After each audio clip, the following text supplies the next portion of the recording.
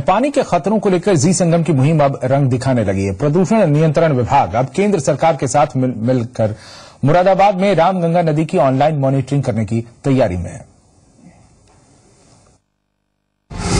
रंग ला रही है जी संगम की मुहिम।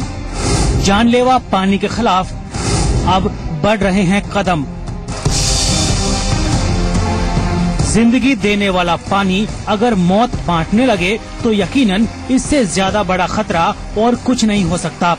जी संगम ने इस खतरे को पहचाना और मुहिम शुरू की, जल है जीवन नहीं, जिसका बड़ा असर अब मुरादाबाद में दिखा है, जहां रामगंगा नदी के प्रदूषण को लेकर प्रदूषण नियंत्रण विभाग ने केंद्र के साथ मिलकर एक बड़ी पहल की है। अब प्रदूषण विभाग रामगंगा नदी की ऑनलाइन मॉनिटरिंग करेगा। इसे केंद्र के उपक्रम NGBRA के साथ मिलकर अंजाम दिया जाएगा। इसके लिए मुरादाबाद और रामपुर में पुलों पर से विजिट हो चुका है। इसके लिए ऐसे उपकरण लगाए जाएंगे ताकि रामगंगा में प्रदूषण की निगरानी दिल्ली में बैठे बैठे हो जाएगी। उम्मीद की जा रही है कि इस कदम से रामगंगा नदी में प्रदूषण पर लगाम लग पाएगी। दोनों जगह पर सेंट्रल पोल्यूशन कंट्रोल बोर्ड की टीम ने 2 बार विजिट कर लिया है और 2 बार हम लोगों ने किया है और हमने रिपोर्ट भेज दी है। संभवतः 2015 में मई जून तक ही ये ऑनलाइन मॉनिटरिंग का सेटअप हो जाएगा। दरअसल कैंसर वाले पानी के खिलाफ मुहिम के तहत जी संगम ने पीतल नगरी में रामगंगा के प्रदूषण की खबर दिखाई थी और बताया था कि कैसे रामगंगा के पानी के प्रदूषण से इसमें रहने वाली मछलियां तक कैंसर का शिकार हो रही हैं। फिलहाल हमारी ये कोशिश रंग लाई है और उम्मीद जगी है कि आने वाले दिनों में रामगंगा नदी का पुराना गौरव वापस मिल पाएगा। दीपचंद जोशी, जी मीडिया, मुरादाबाद। तो पश्चिमी यूपी की कई नदियों को लेकर हमने ये मुहिम चलाई है और लगातार हम दिखा रहे हैं। गंगा के अलावा जो दूसरी नदियां हैं, रामगंगा की हालत, हिंडन की हालत हमने प्रमुखता से दिखाई और अब इस खबर का असर ये हुआ है कि प्रदूषण विभाग केंद्र के उपक्रम के साथ मिलकर NGBRA के साथ मिलकर मुरादाबाद और रामपुर में ये प्रोजेक्ट चलाएगा, जिसमें इस तरह के उपकरण लगाए जाएंगे नदियों में जिससे कि इसकी ऑनलाइन मॉनिटरिंग हो सके। दिल्ली में बैठे बैठे रामगंगा की मॉनिटरिंग हो पाएगी कि आखिर प्रदूषण का स्तर कितना है और जाहिर तौर पर जब ये लगातार पता चलेगा कि प्रदूषण का स्तर क्या और ज्यादा खराब होता जा रहा है, बढ़ता जा रहा है, तो उसके अनुसार इसके उपाय भी जाहिर तौर पर किए जाएंगे। लेकिन ये सब कुछ इतना आसान नहीं है। हालांकि दबाव जरूर बना है। इन नदियों की खराब हालत की तस्वीरें दिखाए जाने के बाद दीपचंद जोशी हमारे संवाददाता मुरादाबाद से हमारे साथ हैं। दीप, जो हालत है रामगंगा की वो हमने पिछले दिनों लगातार दिखाई है अपने चैनल पर और अब इस खबर का असर समझिए इसे कि इस पर काम होने वाला है और ये कहा गया है कि प्रदूषण विभाग NGBRA के साथ मिलकर इस तरह के उपकरण इन नदियों में डालेगा। ये उपकरण कहां और कैसे लगाए जाएंगे, इसका ब्लूप्रिंट तैयार हुआ है, किस तरीके से तैयार हुआ है?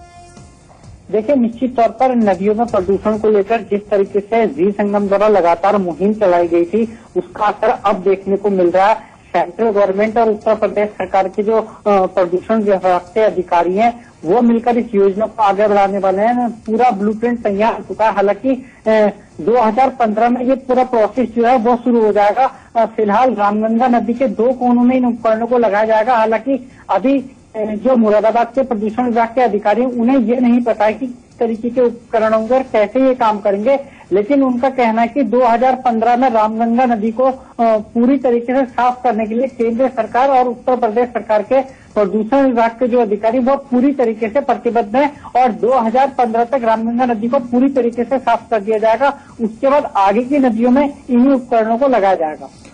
दीप, केवल और केवल ये जानना भर काफी नहीं है कि प्रदूषण का स्तर क्या है, तो जाहिर तौर पर इससे आगे की भी प्लानिंग होगी। यानी प्रदूषण बढ़ रहा है तो उसे रोकने के लिए क्या क्या उपाय किए जाएं, खासतौर पर रामगंगा से, इसको लेकर भी ब्लूप्रिंट तैयार किया जा रहा होगा।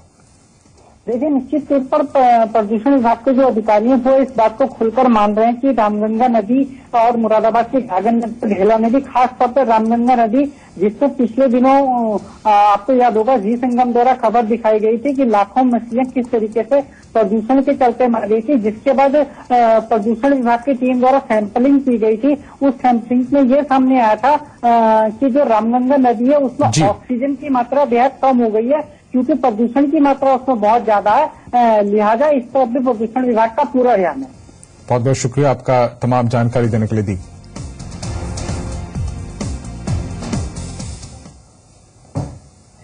दरअसल देश में इस समय निर्मल गंगा के नारे बुलंद हो रहे हैं। केंद्र से लेकर राज्य सरकारें सभी निर्मल गंगा अभियान में जुटी हुई हैं, लेकिन उन नदियों की साफ सफाई और पुनर्जीवन पर कोई ध्यान नहीं दे रहा है जो फैक्ट्रियों से निकलने वाले दूषित जल और कचरे के कारण गंदे नाले में तब्दील हो चुकी हैं। देखिए इस पर यह रिपोर्ट। पिछले साल मई महीने में प्रेम प्रकाश को अचानक बीमारी हुई। जांच में डॉक्टरों ने बताया उनको कैंसर है और कुछ दिन बाद ही उनकी मौत हो गई।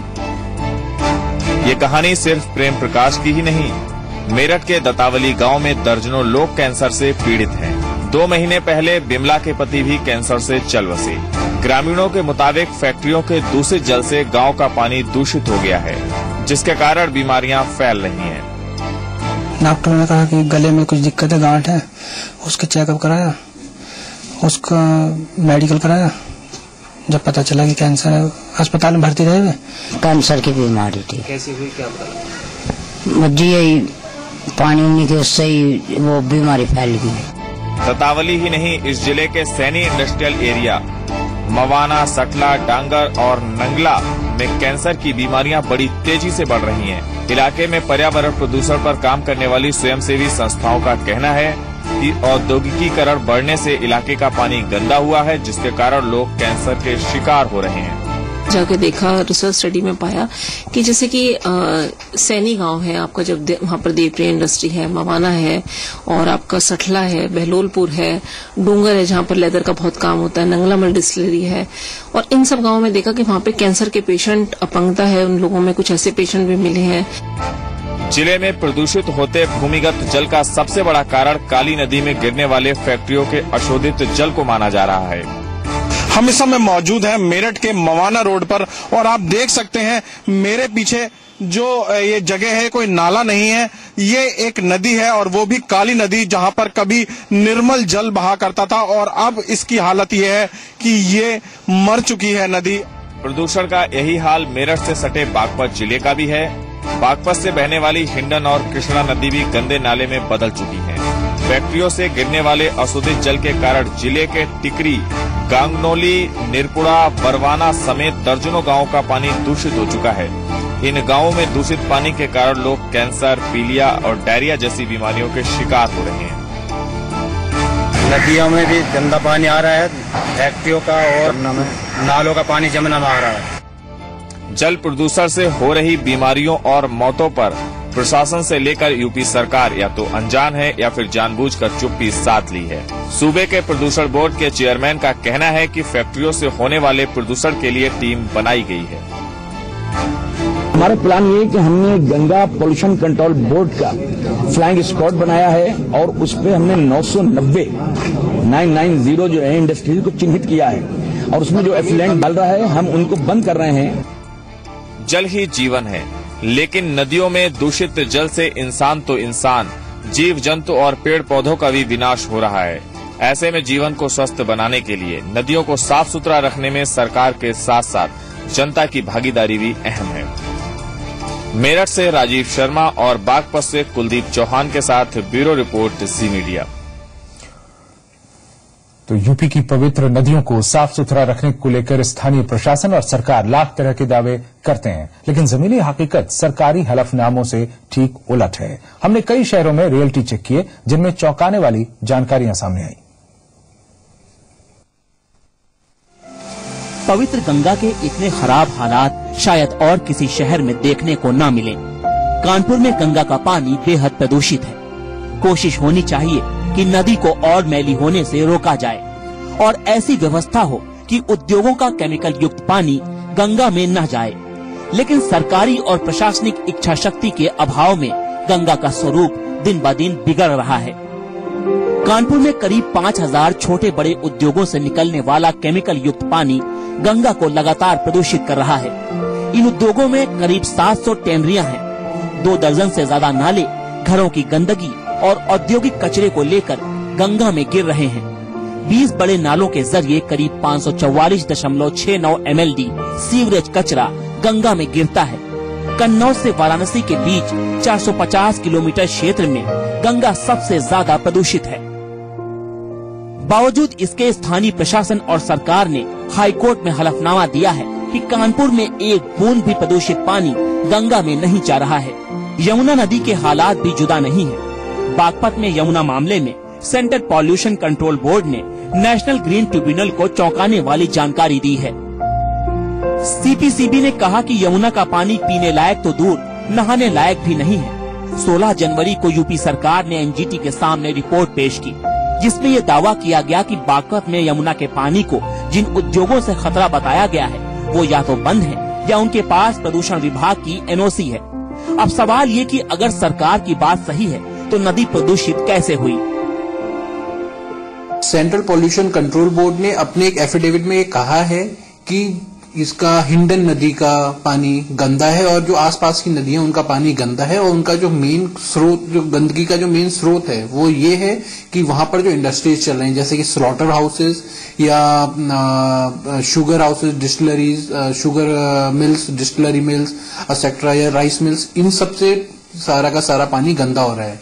ये सेंट्रल पॉल्यूशन कंट्रोल बोर्ड का कहना है। गाजियाबाद में हिंडन नदी के हालात भी बाकी प्रमुख नदियों जैसे ही हैं। सीपीसीबी यानी सेंट्रल पॉल्यूशन कंट्रोल बोर्ड ने इस नदी के पानी को नहाने लायक भी नहीं बताया है। सीपीसीबी ने साफ कहा है कि नदियों की सफाई और संरक्षण की जिम्मेदारी राज्य सरकार की है, लेकिन प्रदेश सरकार अपनी जिम्मेदारी से भाग रही है। कानपुर से ब्रजेश श्रीवास्तव और नोएडा से अमित चौधरी के साथ ब्यूरो रिपोर्ट, जी मीडिया।